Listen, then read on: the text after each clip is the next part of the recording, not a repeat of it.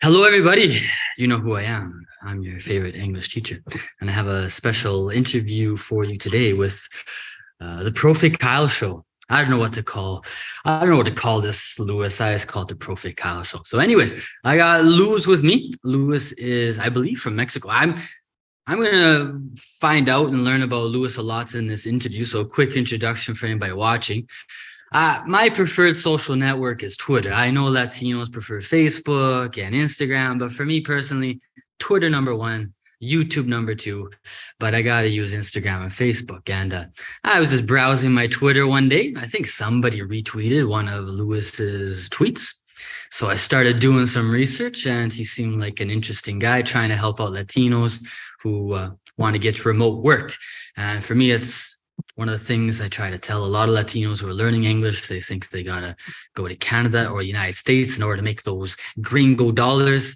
So I think Luis will be able to tell us some interesting things for Latinos who maybe want a different option in life. But to get ourselves started, Luis, so why don't you introduce yourself to anybody who's watching? Thank you, Kyle. Hi, my name is Luis Mejia. Actually, I'm not from Mexico. I'm from Nicaragua. That's in Central America, just in the middle of the whole continent. I'm from Nicaragua. I work as a senior software engineer. I specialize in working with web development in the backend side. So basically, I work 100% remote for international companies, most of them in the United States. That's the good way I found to earn that gringo dollar income is about keeping myself living la vida loca in my home country, Nicaragua. So basically, I earn in dollars and I spend in my local currency. So that's the new American dream. Well, for me, because I live in Latin America too, and there are things when I'm in Latin America that I do miss about Canada. For example, Luis, I don't like going to the grocery stores in Latin America. The lines are usually pretty long. I miss the grocery stores in Canada, but at the same time, there's no nice beaches in Canada. The food isn't as natural, not as good. You don't got, abuelas cooking if you're Latino and you have to go all the way to the United States or Canada. But there's a whole bunch of things that you said that are very interesting. But maybe let's start with Nicaragua, because actually I don't know much about Nicaragua. Right now I have 3 students. They're from Honduras. They're from Tegucigalpa, which is close to Nicaragua, but I've never really had a Nicaraguan student. So maybe tell us a little bit about Nicaragua, because I don't think we want to talk too much about politics, but all I really know about Nicaragua are the Sandistas. Are they called the Sandistas? And Ortega. So I think when people who know a little bit about Latin America, they think about Nicaragua, they usually think about Ortega, and it usually sounds like it's not the best situation in the country. So I don't know, how would you describe living in Nicaragua at the moment? Yes, I will skip the whole topic related to politics, as I'm here to talk about remote work. So basically, if you want to know more about Nicaragua, I recommend looking for tourism and tourist places, because we have great tourists here. We have a lot of volcanoes. We have a big lake with an island which has 2 volcanoes. One island has 2 volcanoes in it, and it's in the middle of a lake, in a freshwater lake. So it's really amazing. You will search more about this country and find out that we have sharks. Freshwater sharks.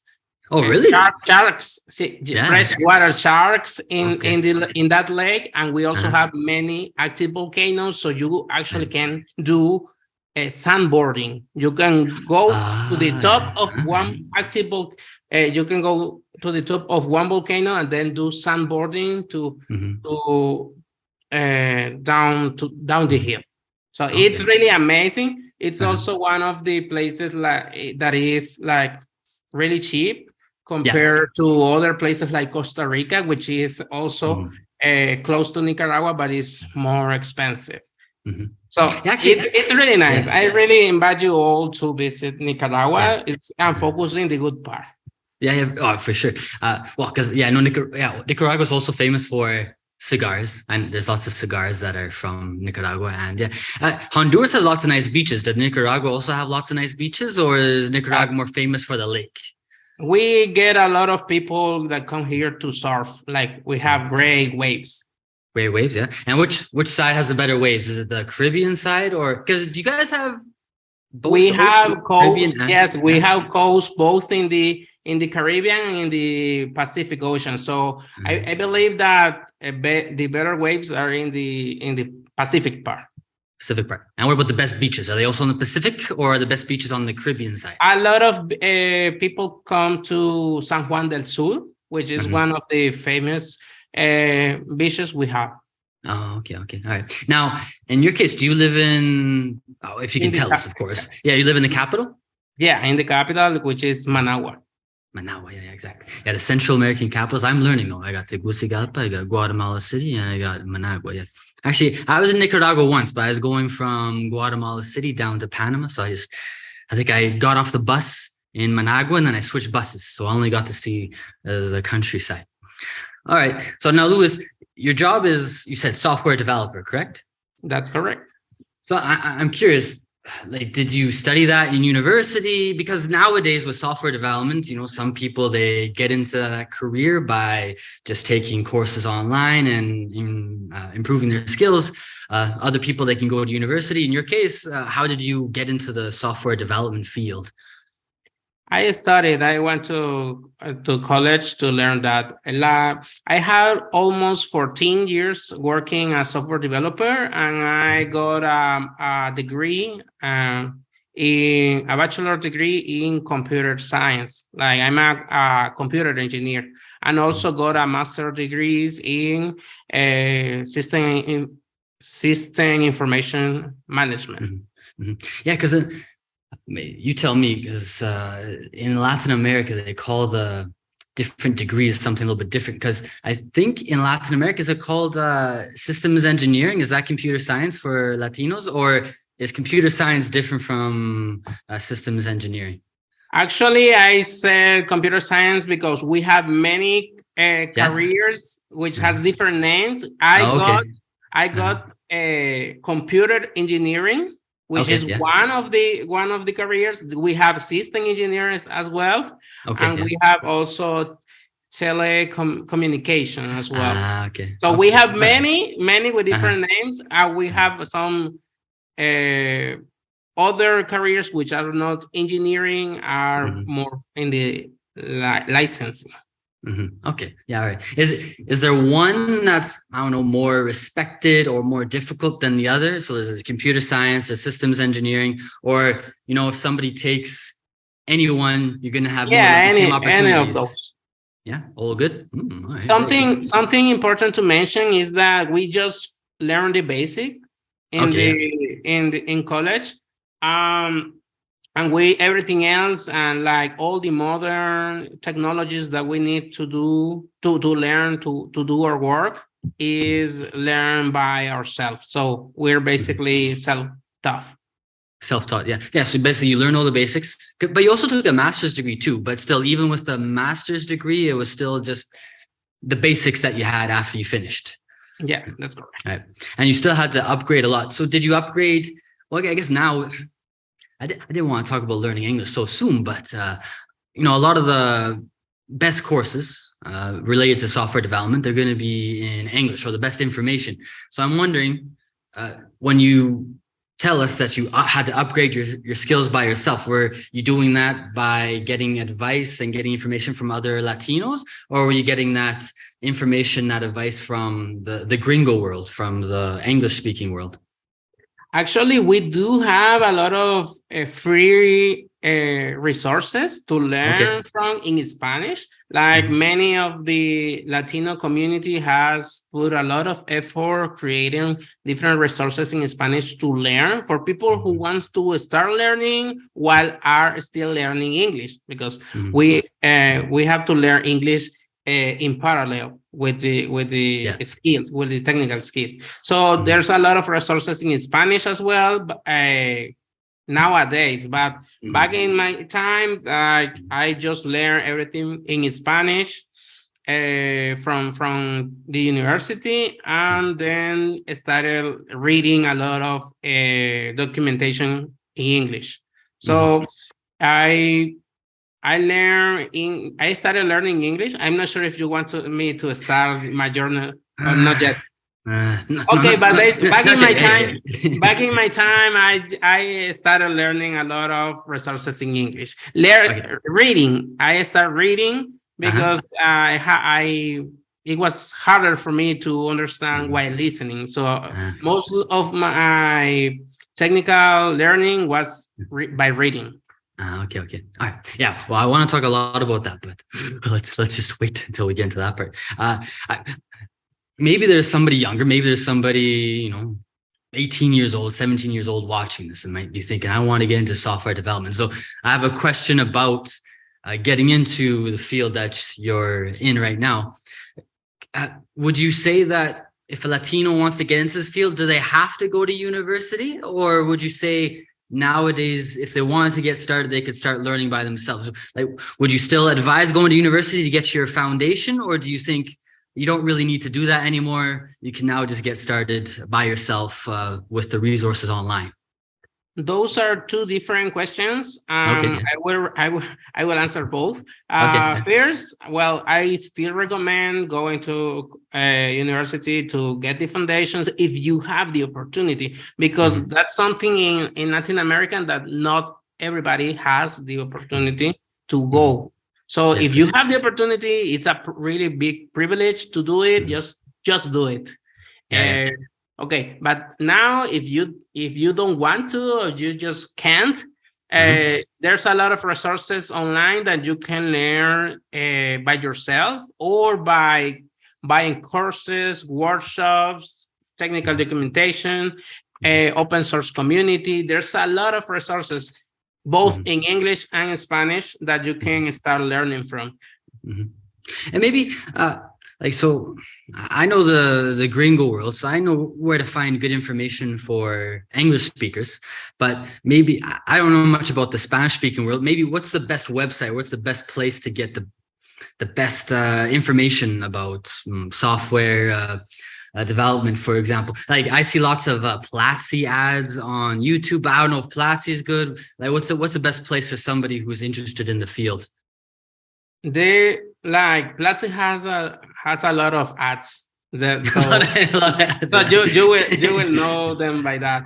Okay, so first, you mentioned earlier that you really like Twitter as a social network. So I really recommend you go into Twitter, because there's a lot of accounts that are from seniors developers or people just sharing their knowledge there, including myself. So go to Twitter, start following the right accounts, mute all the irrelevant accounts, because there's a lot. Mute all the annoying words that you don't tolerate, but focus in the good part, which are accounts that sharing their knowledge. So that's the first part, because what we do is sharing resources, sharing job opportunities, sharing different approaches of how to learn, or answering questions, removing blockers from the community. So go to Twitter and start following the right accounts. That's the first part. Like if you want to learn courses, you got Platzi, which is you need to pay. You need to pay to go into Platzi. There's another platform which is free, which is actually Free Code Camp. That's the name. So Free Code Camp is also in English, but now they have a lot of resources in Spanish. So you can follow Free Code Camp ES. Yeah. And you will get resources in Spanish. There is another platform which is also you have to pay, which is Código Facilito, which is like a really easy code. That's like the translation. Also have to pay. They have really good resources as well. But if you don't go into the educational platform kind of way, you can always go to YouTube, and there's a lot of people creating great content in Spanish and English on YouTube, so you can learn there. Also, communities are really important. Here in my country, I'm part of the organizers of a local community which teach Python. Python is a really important language used in many different fields. You can start learning, like getting in touch with the local community that you have near your house. Yeah, for sure. Actually, I wanted to ask you that before I start talking about how you learned English. So yeah, you're a software developer, and you talked about Python. So I learned a little bit of code 6 years ago. I was learning front end development, not back end. But I remember when I was beginning to do it, was very confusing to know which programming language to learn. So maybe for somebody who is younger, who wants to get into the field, what would be the most important coding language, programming language to learn at the moment? Is it Python, or are there other complementary languages that you should be learning as well? Actually, I get a lot of that questions. I get asked a lot of that question. I will always say this. There's are many fields in the technical, like in IT, in the IT world, many fields. And for coding is the same. You can learn Python, but Python is for data science, for web development, for gaming, like developing games. So you have to, you can try a little each of the fields and pick one of that you like the most. That's my honest advice, because if you go into something that you really don't like, you probably won't have the same and dedicate the same energy and time to learn it as well. So you can go to cybersecurity, blockchain, and everything that you like. So just try a little of all of them and pick the one that you like the most. Said that, I would recommend, if you go into web development, learn HTML, CSS, JavaScript. That's just the basic for web development. And also Python is doing great, both in data science, web development, and many other fields. You can also learn JavaScript for the backend part, because when you go web development, you have the front end, as you mentioned, and the backend. So learn JavaScript to do both, and that will be like those are really popular languages you can start with. Yeah, that'd be the good starting point for sure. All right, well, now we can get into to learning English, because so I get maybe first question, because so far, actually, well, I don't know if I'm correct or not. I think you might be a little bit nervous, because you told me this is your first interview in English, and so far you're doing a very fantastic job. And I was, I'm pretty good at spying and finding information. So I was on Twitter, I was searching Luis's account. Okay, where does he talk about English? And you had one tweet that actually I got it right here. Where was it? From a few months ago. I can't remember. It's from January. So anyways, you're talking to somebody about how you learned English. So it says here, it disappeared. But so it says here, basically from 0 to 15 years old, you, like most Latinos, you just learn, I'm guessing, like all of Latin America, the cómo conjugar el verbo ser y estar. Every year, just the same conjugation. And then in the tweet, I lost it now, but in the tweet you said, I think you kept on learning a little bit, but you weren't really, pushing yourself to learn English. You're kind of, being lazy with it. Just, I'll learn it later. And then I think you said when you're 30 years old, You started really taking it seriously. You started listening to lots of podcasts. This wasn't in the tweet, but you told me right now that you also started reading a lot. So yeah, maybe tell us, how did you learn English? What was your English learning journey like? Just as you said, like actually, like here in my country, we don't have like, it really depends on how much money you have. So that's really important, because if you have a lot of money, you can pay your children for a bilingual school, and everything's go right from start. But in my case, I came from a really like lower middle class family. Actually, we were like high poor class when I was in my childhood. So I didn't have money, or my parents didn't have money to pay for a private school that teaches like a really high level of English. So I learned the basic, as you said, just how to what's the verb to be, and how you can, and the basic pronouns, some irregular verbs, and how you can say in the past as well. But you don't learn to read, write, and anything. You don't you just don't learn. You just learn chunks of data. Then my financial situation got better, at least for my parents, and when I was 15, they were able to pay for a private course, which I dedicate a little more than a year learning. Now, yes, learning the basics from zero maybe to middle level.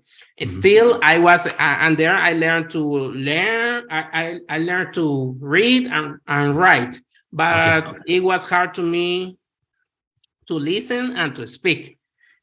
So I just got a little frustrated there. I finished the course and then stood away from English maybe like 13 years, from 16 to 27. I was just away from English.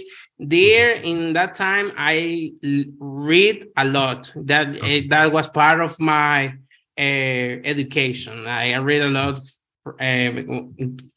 to do homework at school and also university, and read a lot to learn how to code. So in that time I read a lot. From 27 to 29, I started listening to podcasts, as you say, like a couple of hours per day. While I was working, I had podcasts in English playing in the back as background noise. So that was really important to improve my listening skills. So I was able first to read, then to write, then I improved my listening, but still no speaking skill. Like I was really ashamed of my pronunciation and also my accent. And also I was like kind of struggling, got shocked trying to express myself.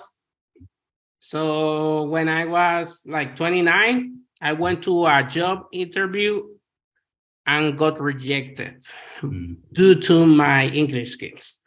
So that got me so frustrated, like really frustrated. And I went back to English classes at night.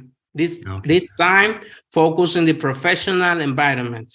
Like this course was English for professional. So they teach us about job interviews, about presentations, PowerPoint presentation, how to do it in English, talking about charts,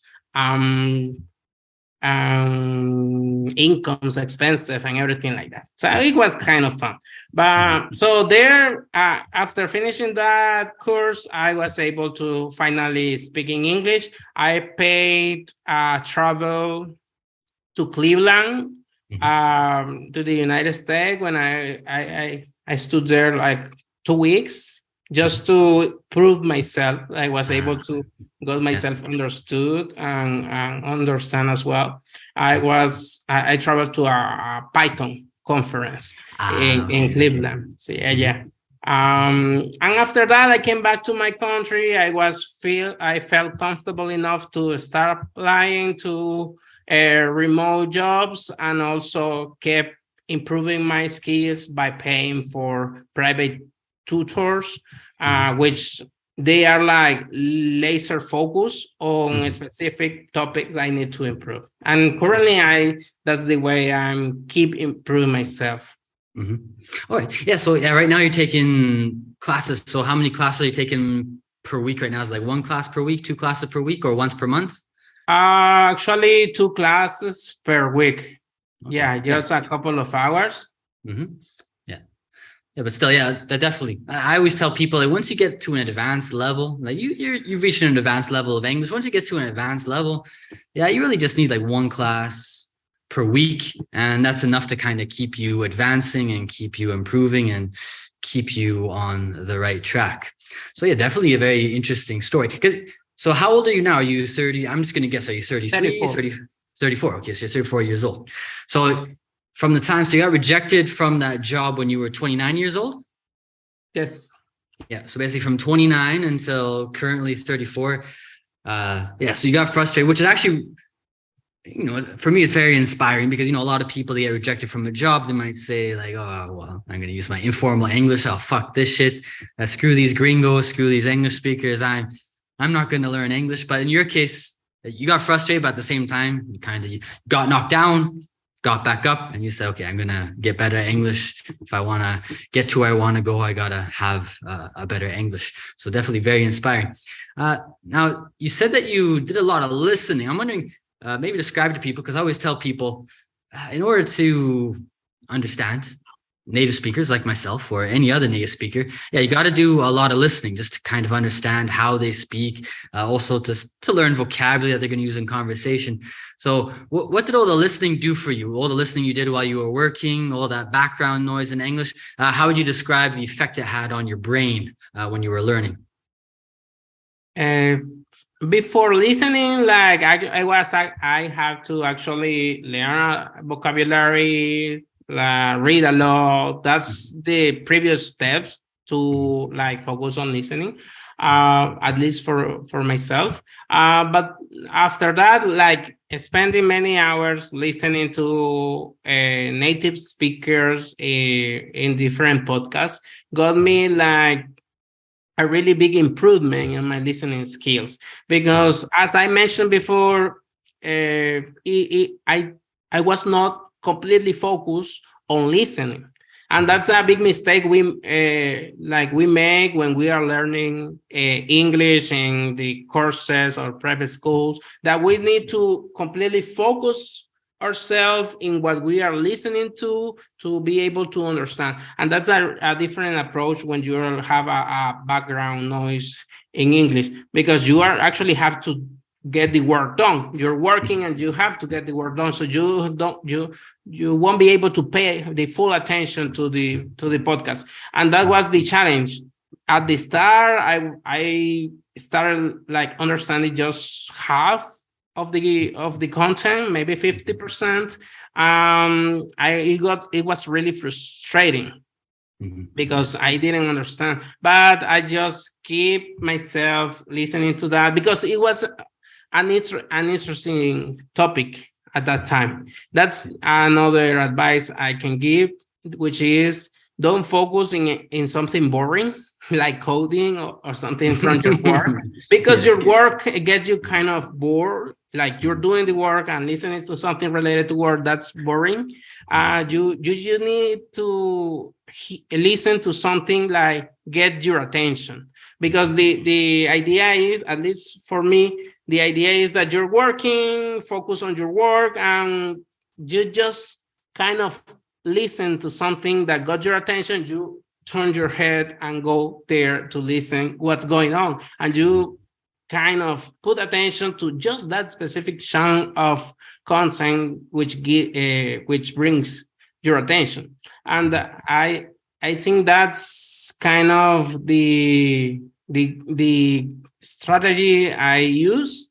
And it really improved my listening skills to the way that I was able to correct myself after that when speaking. Some of the challenge when you're speaking is that you don't know if you're pronouncing correctly. Yeah, your pronunciation is correct. But when you like get used to listening to native speakers, you say, that's something weird. It sounds weird when I say it. You get used to listening just to the sounds of the words or phrases. And also, if you listen to a podcast when you have many guests, like many people talking at the same time, or people calling from different states in the United States, they have different accents as well, from the north, south, west, east. They will speak the English language in a different way. So that's it's a really important part of the exercise, because you get used to those different accents. That's why you don't understand at first, because they have many different speed levels, or they use some constructions in the words. It's really not the same as when you are learning English in the private school. So that's the advice. No, yeah, I completely agree with you. Well, I think I have a whole bunch of questions about that. Which one do I want to start with here? Well, yeah, I completely agree with you. I always tell students, maybe one person learns English watching the TV shows Friends. Friends is, very common. Lots of English learners, they watch Friends. But like for me personally, now, of course, I watched Friends when I was younger, but I don't really like Friends that much. For me, just me personally, I don't find it fun. So if I were learning English, I wouldn't watch Friends because I don't like it. So I always tell people, just because somebody watches Friends doesn't mean that you have to also watch Friends. Just choose something that interests you. So I'm curious, in your case, maybe what were the podcasts or some of the topics that really interested you when you were learning or listening a lot? You have to understand that I was around 30 when I was listening to those podcasts. So basically, I was listening to topics related to personal finances and how to get out of debt. Because for sure. I have the house payments, the car payment, student loans payment, credit cards payment. So I was kind of focused on listening to how to get out of those debts. That was the kind of topics I listened the most. I also like many different things like communities, music, and everything. But most of the podcasts were about finances. Yeah, for sure. No, I've listened to lots of finance podcasts in my life. And definitely when it comes to probably the best finance podcasts in the world, you're going to find them from the United States. So there's lots of good ones that you can find if you search on YouTube or on Google, wherever it is. Oh, was there one that was your favorite? I know, for example, lots of Latinos like, what's his name? Robert Kiyosaki. Robert Kiyosaki. Yeah.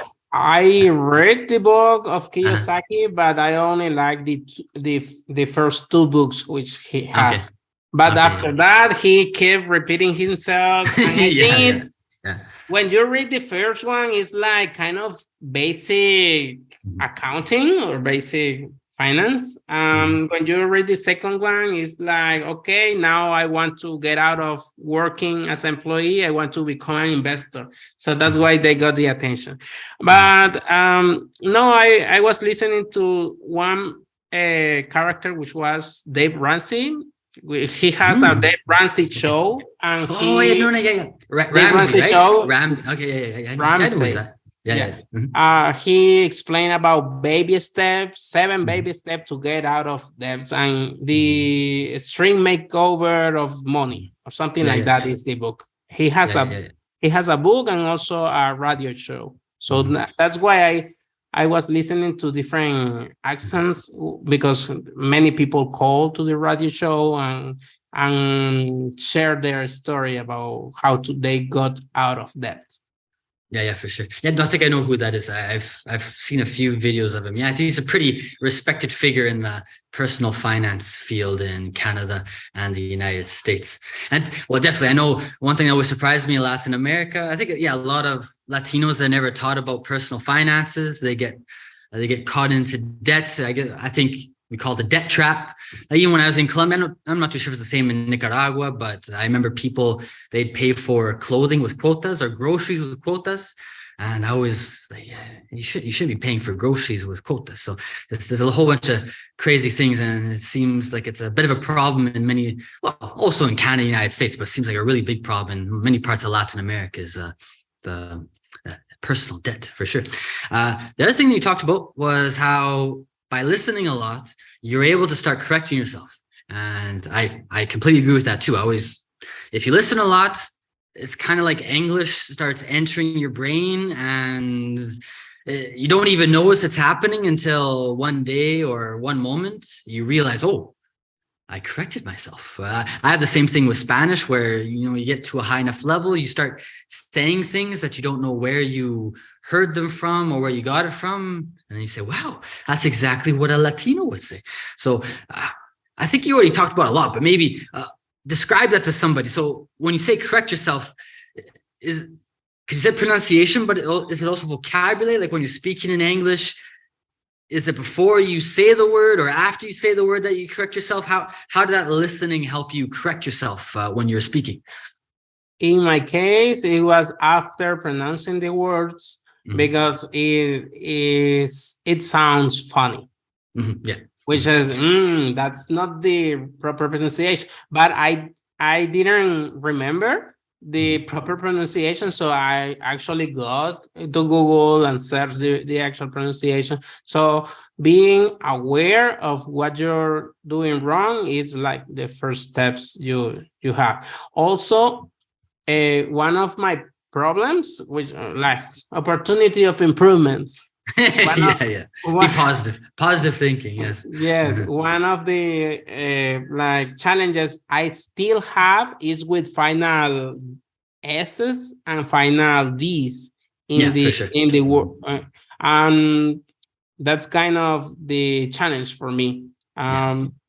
I think I have the same challenges in Spanish, but I don't realize I don't care because everyone is That the problem in English is that if you don't mention the proper S's or D's at the end of the words, it maybe change the meaning of the words.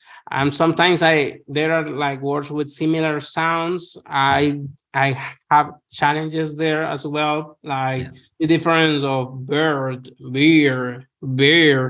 It's kind of difficult to me, but I won't be like hunting bears in my job, so I don't have problems like making the difference, like making it pronounced right. Yeah, exactly. Yeah, sometimes people worry about words that they're probably never going to use. As they go, well, why do you care so much about pronouncing that word correctly? But I think a really good thing that you said is, being aware. So when you are speaking in English, if you do make a mistake with pronunciation, I maybe not your case, but I know other people, whether in Spanish or in English, like a gringo learning Spanish or a Latino learning English, basically they remember the word that they pronounced wrong. They write it down like you did, go to Google, wherever it is, find out the correct pronunciation and just, practice it, remember the proper pronunciation. And with time, you get better and better pronunciation. So I think that's very good advice for anybody who's learning, for sure. All right. Now, so I think the reason I got you on is because I wanted to talk about, so you learned English and I think you have better job opportunities. Well, right now you're working in English most of the time, it sounds like. So maybe my first question I have for you is, from your own experience, from what you're doing now, what level of English does a Latino need in order to start applying for remote jobs or applying for the jobs that you now have? Because I'm curious, like, do you need to have a super advanced level? Do you just need to have a basic, intermediate? How advanced does your English need to be in order to get these jobs? You like, we have the European scale, which goes from A1 to C2, like A1, A2, B1, B2, C1, C2, which is C2 is like the highest level of proficient, maybe even better than native, because you have to be like native plus like really highly educated. Yeah, exactly.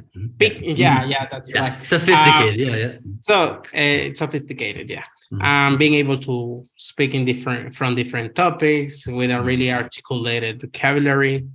No, we don't need that. We don't need that. The level you need to start applying for remote jobs is B1. That's really? That's like the minimum I have seen in job opportunities, because I dedicate a lot of time like reading up remote job opportunities and what they ask for, and depending on the company, they may accept A1, A2, B1, B2. If you are in B1, you can start like applying for remote jobs. In B1, it's better if you are in B2 or C1. Between B2 and C1, you won't have any problem working with remote companies. If you are in B1, you will still have a limit. Just you will be limited by just a few opportunities in that will be asking B1. So I recommend minimum B1, the regular standard B2. Yeah, for sure. Yeah, so B2. So like a solid intermediate level of English is what you need in order to really start taking advantage of the opportunities. What I said to my mentees is that you need to be able to understand what they are asking and being able to communicate what you're able to do in your work. They care, what they really care, the like international companies just care about getting the job done. So if you're able to do the job and you're able to understand what they're saying and communicate what you're doing, that's what you need.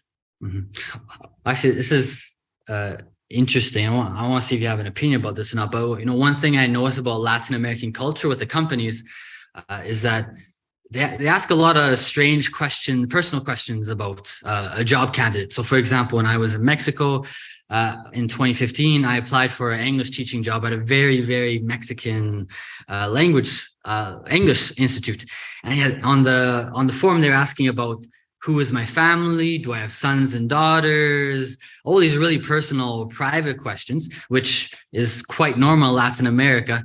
And what you just said right now is that the international companies, especially if they're more gringo oriented, is all they really care about is getting the job done.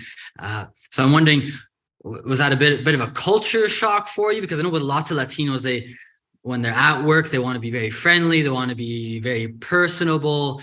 Whereas I find with gringos, we're respectful to our coworkers, we're respectful with our bosses, but we don't really care too much about what you're doing with your family on the weekends. Like you just said, all we really care about is, did you get the job done? If you did, good job, I'm happy with you. Was that culture shock for you, or were you completely ready for the gringo mentality of get the job done? No, it was a cultural shock. And also when I started applying, I got rejected. Like I got many rejections because I was like talking too much and not going straight to the point. That was something like fierce obstacle I have to surpass, was being able to communicate efficiently, because people, international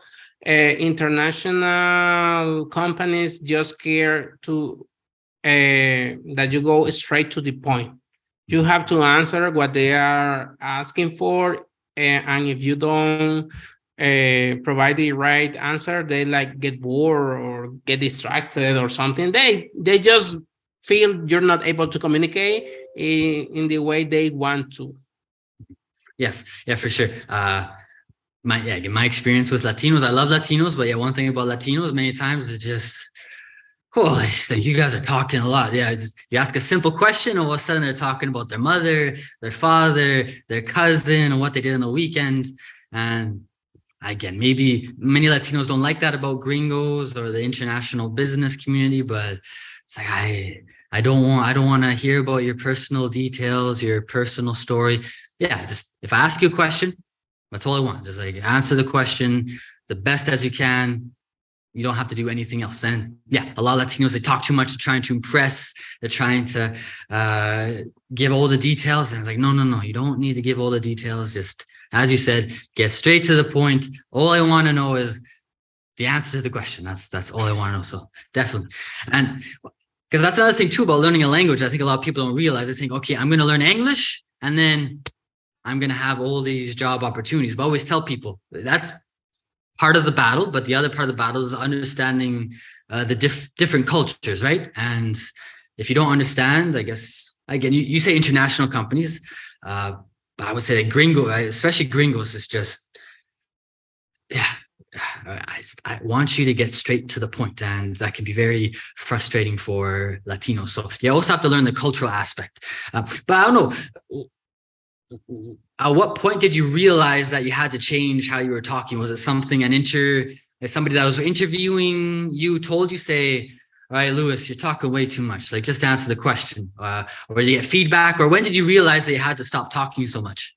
No, I didn't get any feedback. And that was part of the challenge, to figure it out myself. Like I got many months of rejections when I started applying because of that, and I have to improve it. I was just iterating through the whole interview process until I got my first job. I was testing and trying everything I could differently from the past interview to try to move forward in the interview process. From like try and error, I got to figure it out myself. Yeah. Well, again, like I would, like applause for Luis. A lot of people, they get rejected a few times. They just say, oh, this isn't for me. I'm never gonna accomplish what I want to accomplish. But in your case, you just, okay, I gotta figure this out. Trial and error. And yeah, eventually you figured it out. And maybe another question about that. Were you talking a lot because you were nervous, or were you talking a lot just because, it's part of the Latino culture, you wanna get as many details? Or was it a bit of both? That it's part of the Latino, I believe, but Latino culture. And actually, you just don't get used to answering straight to the point. And that's we mentioned, a cultural shock. Yeah, for sure. All right, well, definitely good advice. I wasn't planning on talking about that, but yeah, advice for anybody who's doing interviews with gringos or international companies, which I guess are gringo oriented. Yeah, definitely get straight to the point if you want more success. Okay, so you told us B2 level to start getting job opportunities. I actually did an interview with one of my students a few days ago. He's from Bogota, and I was asking him about where when Latinos start getting a high enough level of English, where do they go to start finding jobs? In his case, he told me the best place is LinkedIn. I don't know if you agree with him, or if there are other places that you found are good for finding international jobs, or jobs that pay in US dollars, euros, or Canadian dollars, whatever it is. I agree about LinkedIn. Like the latest jobs I got were from LinkedIn. Like, not just the platform, it's about the connections you make.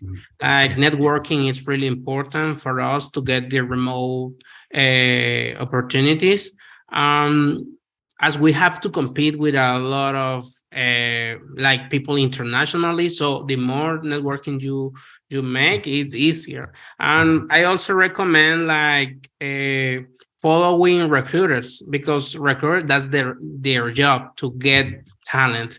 They overshare information about different job opportunities, and maybe you can notice one of them that you are a great match for that and apply to that, and it's a good start.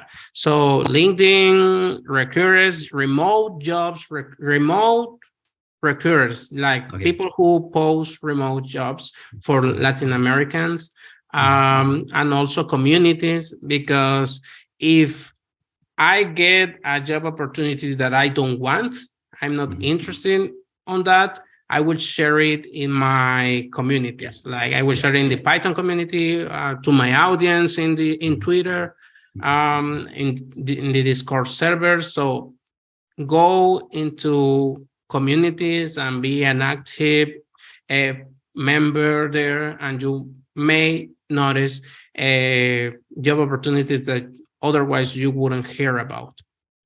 Yeah, for sure. I want to ask about networking, because I think it could also be another cultural shock. Because, you know, from my experience with a lot of Latinos, when I'm in Latin America, for example, I'll get people saying, "Hey, I want to be your friend. Let's be friends." And I think it seems like a lot of Latinos, they think that you just kind of say, "You're going to be my friend. Now we're friends." And that's how it works. And I try to tell students on my Instagram, on YouTube, wherever it is, it's just, I'm gringo, and a lot of other, Europeans, we don't really work that way. You can't just say you're going to be my friend. And so I think it's also another culture shock, is how to network. So maybe when you say networking, what is networking? What's the best way to go about it? Like from my own perspective, as a gringo, networking would be somebody post something on Twitter or LinkedIn. You write a comment that gives your own personal experience, or maybe some advice, or a question, like a good question that you have. And then over time, you start building connections by doing this process over and over again. That's kind of my idea of networking on Twitter, for example, LinkedIn.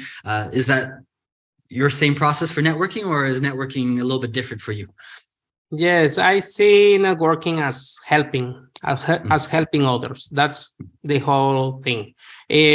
Starting, as you mentioned, like replying to some questions in the social networks, or maybe sharing your knowledge or your experience in specific topics, and other people may comment in those posts. For instance, when I was applying to GitLab, which is a really well-known company in the IT world, I sent connections to the recruiters that work at GitLab, and start following their content and interacting with their content. Yeah. Just a few weeks later, I got an invitation to participate in one of the open positions. So that's the kind of networking that you have to do, like just interacting, providing value to others. That's the whole thing. And asking for a job is not networking. Yeah. Hey, I noticed that you work in this company. Can you get me a job there? I have my CV. Can you review it and get me a job? No, that's not networking. You have to be useful for other people. Yeah, I know exactly what you're talking about. Even whether it's just like learning languages, like language exchanges on my phone, I'll see lots of Latinos. They'll come on. They'll say, "I'm learning English. Somebody teach me English." And as a gringo, this comes off as very demanding, and it's not going to impress anybody. You're not going to get any results. So yeah, if networking to you and to me, it's basically providing value, answering questions. And yeah, you can ask questions, but make sure that they're intelligent questions. And I think also make sure you do your research first. I also find sometimes people don't read the entire article, they don't watch the entire video, and then they start asking questions, and you're not going to impress anybody by not doing all the work that you're supposed to be doing. Yeah. Okay. All right. Now, the other question I have for you was about, I forgot what it was. I talked about that, Luis. There's a really good question about the job. Again, just as an English teacher, and there's lots of Latinos, they always say, English opens doors and there's more opportunities. And I think a lot of Latinos, they don't know exactly what those opportunities are. Obviously, you've told us opportunities in software development, but maybe just compare. We're not going to talk about, how much money somebody makes, but if you can compare, a job that you could get as a software developer, just a regular person in Nicaragua, compared to how much you would be making with a remote job working for an international company, give the people an idea, like how big is the difference in salaries? Is it twice as much? Is it 3 times as much? How much more could you make if you get a remote job? Between 5 times, 10 times, that's the kind of difference. Because here in Nicaragua, at least, we are like a really small country. Mm-hmm. Maybe salaries are between 1,000 and 3,000 per month for mm-hmm. software developers. But when you get a remote job, you will get salaries of 1,000, 3,000 if you're starting. But if you, as you go, learn experience and start working in remote jobs, you started to get 3,000, 4,000, 5,000, even 10,000 per month. That's like, those are the range between 3,000 and 5,000, 6,000. Those are like a really average, in the middle level range of salary income for software development. Mm-hmm. Yeah, for sure. Yeah, and obviously, if you keep on getting more experience, like you said, you can get even more money. It all depends on what you want. Some challenges we face as Latin American is that we won't get the whole budget for salaries. Even for big companies, if they have a budget of 200,000 per year for a position, we won't get it due to we are in Latin America. So they will probably plan to pay you half of that. But we need to push to get and improve our negotiation skills to get higher salaries. But even with that obstacle, we still get way more better salaries than in our local countries. Yeah, for sure. All right. Ooh. I got more questions for you. You talk about so much that I keep on forgetting the questions I want to ask you. So you mostly focus on software development, but I'm just wondering, if you don't have any information, it's totally fine. But obviously, not everybody's going to do software development. Is everything you said about LinkedIn, networking, all that, does it apply to other fields as well? Whether it's marketing or community management, have you seen the same process work in other fields for Latinos or Latinas? Yes. I confirm that it works also for different, I call digital workers. So every Latin American, which is a digital worker, can apply this advice and will get remote jobs opportunities. Maybe the salary ranges will be different depending on how crowded are the job positions, how many people are applying to them, but you can get a really good salary if you start applying for remote jobs. It works I advise people from graphic designing, marketing, content management, something that if you know English, you maybe don't know anything else, like a really good skill or hard skill, you can start just as an assistant, virtual assistant. A virtual assistant, yeah, exactly. Yeah, if you have great opportunities, if you have a good level of English, you can do virtual assistant. Also, you can teach English to others in a remote way, and that's a good start. Yeah, for sure. Yeah, good advice. All right. Actually, at the very beginning of the interview, you said, I'm just wondering, so do you have one full-time job, or as a remote worker, do you have multiple jobs? How does that work for you? It had changes through time. Currently, I'm a freelancer, so I get different contracts, doing different things. But last year, I was working full-time for GitLab. Before that, I also was working in a full-time contract. Usually, as remote worker, usually I will get independent contractor contract. Yeah. That would be the most popular mode of working remotely. Yeah, well, I know for companies in Canada, United States, the reason they do that, just it's easier. You don't have to pay taxes. You can get around lots of laws. So yeah, it's just easier for them to not pay as much money to the government if they have contractors. My father was a contractor in the oil patch. So yeah, I know how it works. Now you're still at the very beginning, I talked about how, lots of Latinos, they move to Canada and the United States. And obviously lots of Central Americans. You always hear about, the migrant caravans of Nicaraguans, Hondurans, Guatemalans going to the United States. Like in your case, yeah, you told us you're very happy to be in Nicaragua. It doesn't really sound like you plan on leaving. Maybe tell us, why don't you want, like for me, I don't really care. I think it's great that you stay with your family, but lots of Latinos, they automatically think if they can get out of their country, they're going to get out of their country. So in your case, why are you still in Nicaragua? Is there a specific reason? Is it for family? Is it because with the salary that you're now making or the money that you're now making, you can basically live a bit like a king in your own country?